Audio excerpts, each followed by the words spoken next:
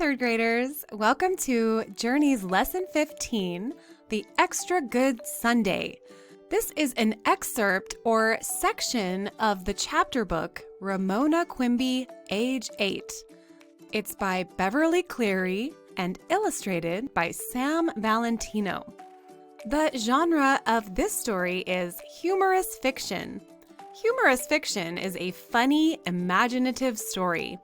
As we read, we want to be looking for story events that are meant to be funny, characters that act in amusing ways, and also a plot with a beginning, a middle, and an ending.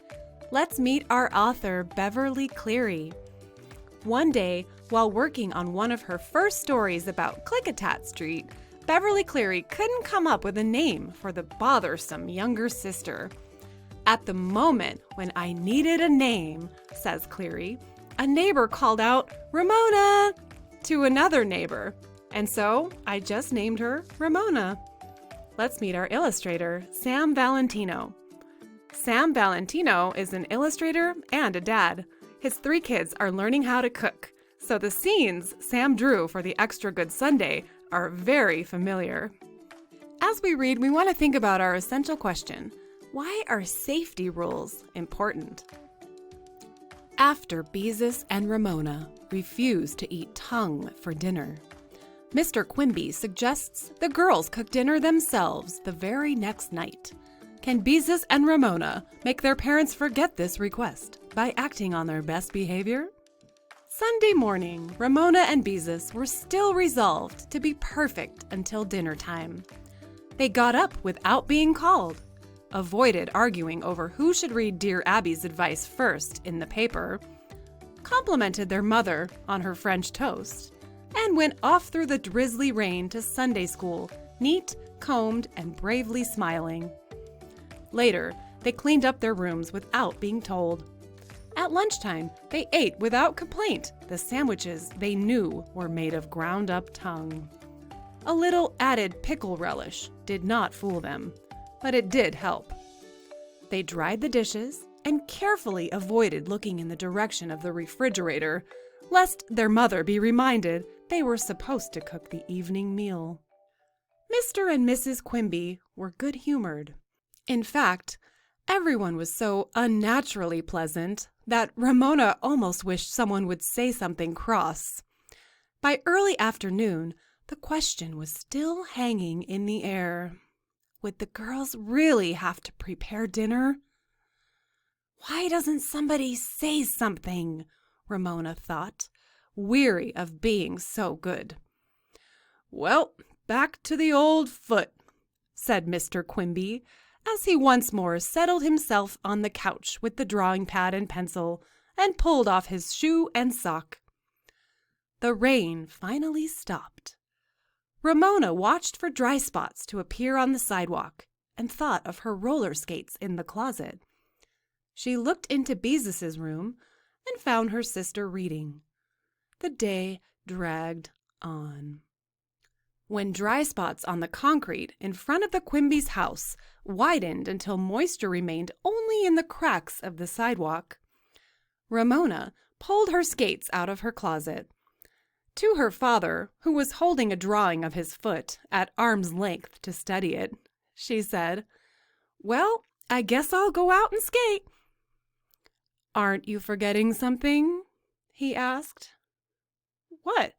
asked Ramona, knowing very well what.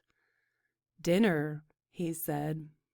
The question that had hung in the air all day was answered. The matter was settled. "We're stuck," Ramona told Beezus. "Now we can stop being so good." The sisters went into the kitchen, shut the door, and opened the refrigerator.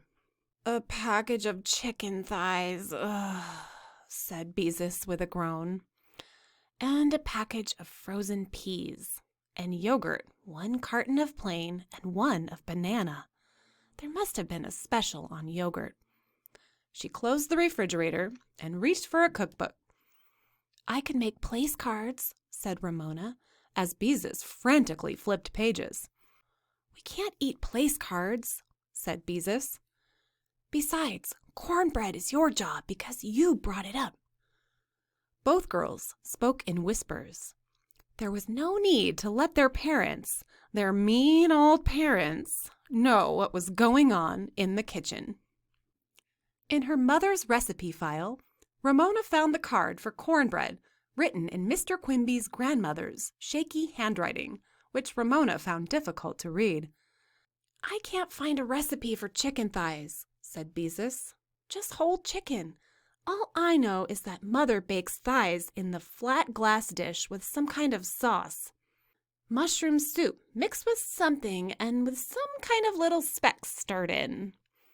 Ramona remembered that much from watching her mother. Beezus opened the cupboard of canned goods. But there isn't any mushroom soup, she said. What are we going to do? Mix up something wet, suggested Ramona. It would serve them right if it tasted awful. Why don't we make something awful? Asked Beezus. So they will know how we feel when we have to eat tongue. What tastes really awful? Ramona was eager to go along with the suggestion, united with her sister against their enemy, for the moment, their parents. Beezus, always practical, changed her mind. It wouldn't work. We have to eat it too, and they're so mean we'll probably have to do the dishes besides. Anyway, I guess you might say our honor is at stake because they think we can't cook a good meal. Ramona was ready with another solution. Throw everything in one dish. Beezus opened the package of chicken thighs and stared at them with distaste. I can't stand touching raw meat, she said, as she picked up a thigh between two forks. Do we have to eat the skin? Asked Ramona. All those yucky little bumps. Beezus found a pair of kitchen tongs. She tried holding down a thigh with a fork and pulling off the skin with the tongs. Here, let me hold it, said Ramona, who was not squeamish about touching such things as worms or raw meat. She took a firm hold on the thigh, while Beezus grasped the skin with the tongs. Both pulled, and the skin peeled away. They played tug-of-war with each thigh, leaving a sad-looking heap of skins on the counter and a layer of chicken thighs in the glass dish. Can't you remember what little specks Mother uses? Asked Beezus. Ramona could not. The girls studied the spice shelf, unscrewed jar lids, and sniffed. Nutmeg? No. Cloves? Terrible. Cinnamon? Chili powder? Well, yes, that must be it. Ramona remembered that the specks were red. Beezus stirred half a teaspoon of the dark red powder into the yogurt, which she poured over the chicken. She slid the dish into the oven set at 350 degrees, the temperature for chicken recommended by the cookbook. From the living room came the sound of their parents' conversation, sometimes serious and sometimes highlighted by laughter. While we're slaving out here, thought Ramona, as she climbed up on the counter to reach a box of cornmeal. After she climbed down, she discovered she had to climb up again for baking powder and soda. She finally knelt on the counter to save time and asked Beezus to bring her an egg. It's a good thing Mother can't see you up there, remarked Beezus as she handed Ramona an egg. How else am I supposed to reach things? Ramona successfully broke the egg and tossed the shell onto the counter. Now I need buttermilk. Beezus broke the news. There was no buttermilk in the refrigerator. What'll I do? Whispered Ramona in a panic. Here, use this. Beezus thrust the carton of banana yogurt at her sister. Yogurt is sort of sour, so it might work. The kitchen door opened a crack. What's going on in there? Inquired Mr. Quimby. Beezus hurled herself against the door. You stay out, she ordered. Dinner is going to be a surprise. For a moment, Ramona thought Beezus had been going to say a mess. She stirred egg and yogurt together, measured flour, spilling some on the floor, and then discovered she was short of cornmeal. More panic. My cooking teacher says you should always check to see if you have all the ingredients before you start to cook, said Beezus. Oh, shut up. Ramona reached for a package of hot breakfast cereal because its grains were about the same size as cornmeal. She scattered only a little on the floor. Something was needed to sop up the sauce with the little red specks when the chicken was served. Rice. The spilled cereal gritted underneath Beezus's feet as she measured rice and boiled water according to the directions on the package. When the rice was cooking, she slipped into the dining room to set the table and then remembered they had forgotten salad. Salad! Carrot sticks were quickest. Beezus began to scrape carrots into the sink. Yipe! Yelled Ramona from the counter. The rice! The lid of the pan was chittering. Beezus snatched a larger pan from the cupboard and transferred the rice. Do you girls need any help? Mrs. Quimby called from the living room. No, answered her daughters. Another calamity. The cornbread should bake at 400 degrees, a higher temperature than that needed for the chicken. What was Ramona to do? Stick it in the oven anyway. Beezus's face was flushed. In went the cornbread beside the chicken. Dessert, whispered Beezus. All she could find was a can of boring pear halves. Back to the cookbook. Heat with a little butter and serve with jelly in each half, she read. Jelly. Half a jar of apricot jam would have to do.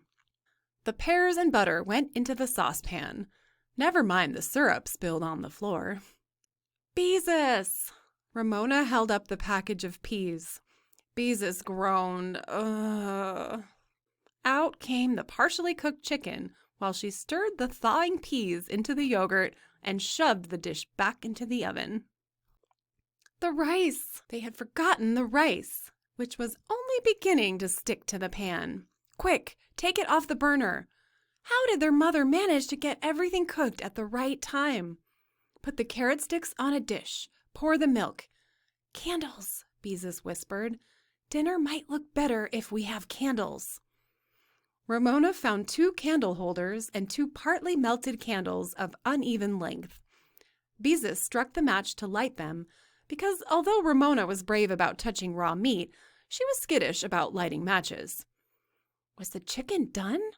The girls anxiously examined their main dish, bubbling and brown around the edges. Beezus stabbed a thigh with a fork, and when it did not bleed, she decided it must be done. A toothpick pricked into the cornbread came out clean. The cornbread was done. Flat, but done. Grit, grit, grit, sounded the girls' feet. It was amazing how a tiny bit of spilled cereal could make the entire kitchen floor gritty.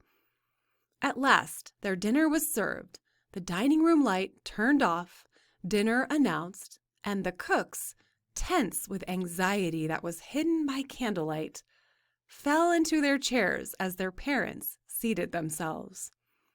Was this dinner going to be edible? Candles! Exclaimed Mrs. Quimby. What a festive meal! Let's taste it before we decide, said Mr. Quimby with his most wicked grin. The girls watched anxiously as their father took his first bite of chicken. He chewed thoughtfully and said with more surprise than necessary, "Why, this is good."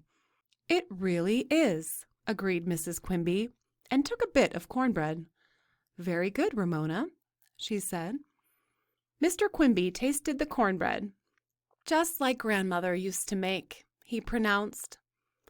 The girls exchanged suppressed smiles.